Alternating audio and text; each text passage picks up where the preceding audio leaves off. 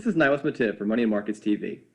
Last week, I shared the results of a recent stock screen I conducted, and I highlighted a couple of the specific companies that had turned up. But today, I'll continue my stock search from a much broader perspective. When you're looking for solid stock picks, it's important to know how different sectors of the market are performing. Back in February, I predicted which industries would be the strongest this year. Specifically, I said that income investors should pay close attention to healthcare, especially pharmaceutical stocks. That prediction has proven to be dead on. In fact, through the end of April, healthcare was the second best sector in terms of performance. Meanwhile, energy, my favorite out of last year's top sectors, is in the lead.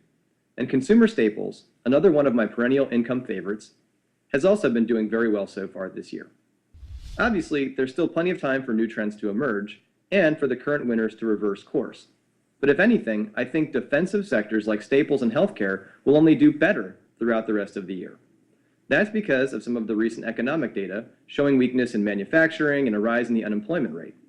A slowdown in the recovery could cause investors to reconsider their current strategies and gravitate back toward recession-resistant companies.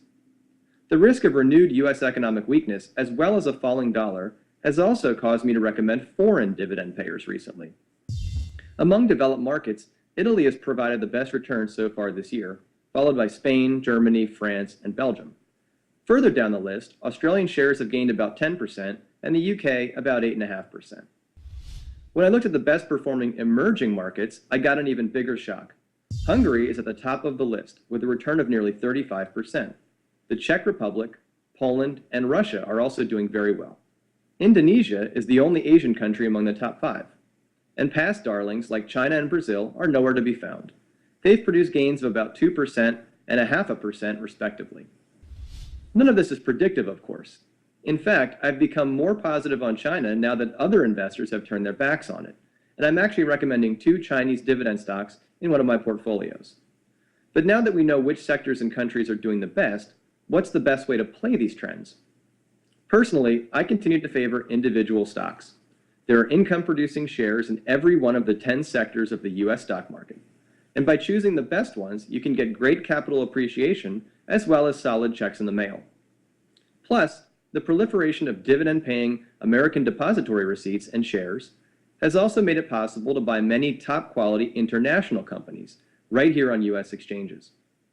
But if you're not interested in picking individual stocks or searching for ADRs in some of the more obscure countries, you can still use exchange-traded funds to target any sector or country you'd like. And in fact, companies like WisdomTree even offer ETFs expressly focused on dividend-paying foreign stocks. Whichever way you decide to go, I do encourage you to continue following these larger trends, especially if you want to get the best performance out of your own portfolio. In these fast-moving markets, it's absolutely critical to find the very best combination of growth and value.